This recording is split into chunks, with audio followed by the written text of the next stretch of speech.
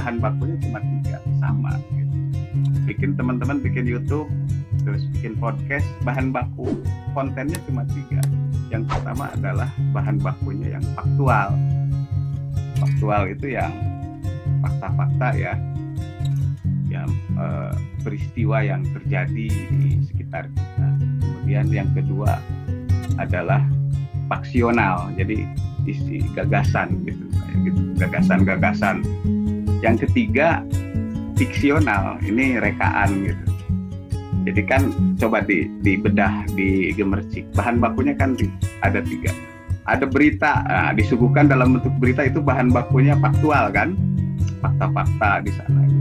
Kemudian ada opini, ya kan, digemercik, kita bedah saja tuh konten majalah itu. Bahan bakunya cuma 3. Terus ada fiksional, ada cerpen dan lain-lain, ada puisi.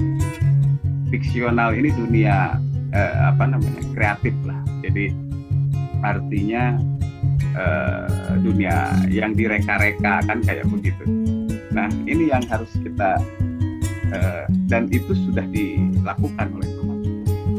Jadi ketiga bahan baku itu sudah diolah gitu.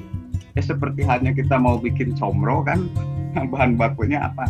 Oncom gitu kan, terus kayak begitulah, nggak jauh berbeda.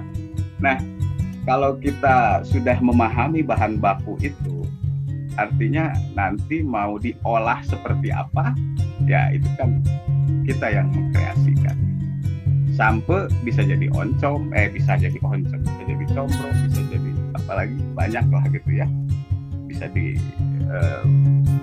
ada tapping pakai keju dan lain-lain kayak gitu-gitu. Bahan bakunya kan sama gitu.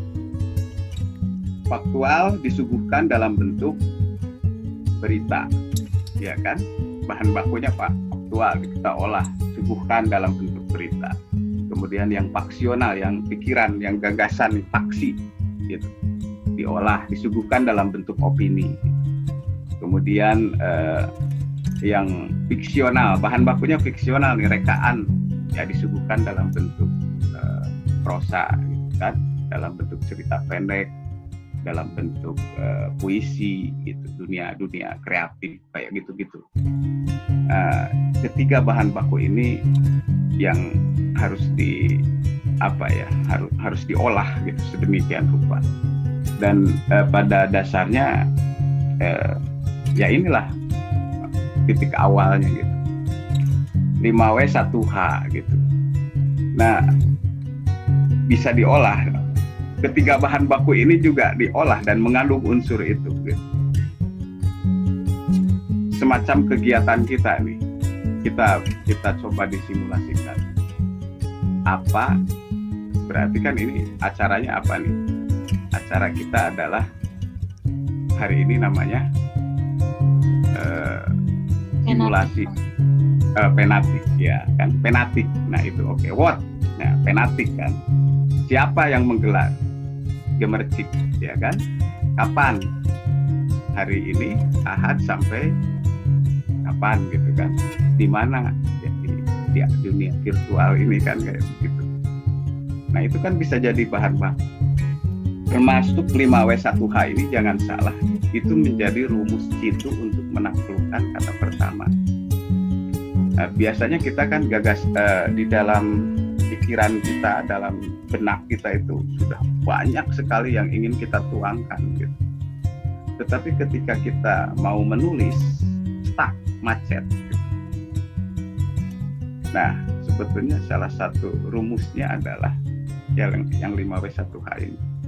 Kita mau mulai dari mana? Termasuk menulis puisi sekalipun gitu.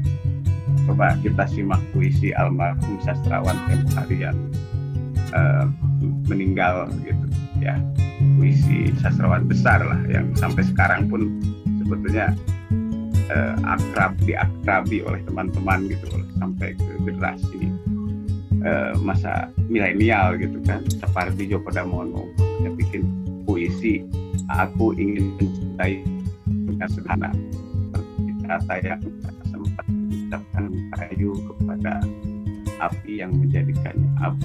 Nah di sana di puisi itu kan ada unsur 5W 1H juga. Jadi sebetulnya kita terjun ke dunia jurnalistik itu ya diam-diam kita itu menjadi seorang arsitek tulisan, arsitek pikiran gitu, arsitektur gitu, seorang arsitektur gitu, rancang bangunnya gitu kan, cara menata, menyusun kalimat menjadi sebuah konstruksi yang utuh gitu dalam bentuk tulisan apapun itu di 5W1H itu dasar. Tapi acap kali kita melupakan itu, jadi dianggapnya angin lalu, padahal itu sudah intim dengan kita jauh-jauh hari. Sejak SD pun istilah 5W1H itu diakrabi gitu ya, sudah dikenalkan gitu. Nah, tetapi itu hanya jadi apa ya, itu tidak dihayati secara mendalam sehingga hanya sekedar istilah saja, tapi sebetulnya kalau kita implementasikan hasilnya bisa mengejutkan gitu. Termasuk ya untuk para penulis, jurnalis, akademisi, ini sangat penting gitu. Jadi rumus ini sangat berlaku juga gitu kan gitu. Mau menulis karya ilmiah, coba kita bedah kontennya, di sana juga terkandung unsur-unsur what itu kan, why. Nah, ini yang dipertajam gitu kan. Kalau di akademisi kan mengapa, banyak pertanyaan-pertanyaan, how gitu kan gitu. Apa yang dipertajam di sisi how dan why gitu kan. Nah, itu juga nanti akan melahirkan karakter tulisan.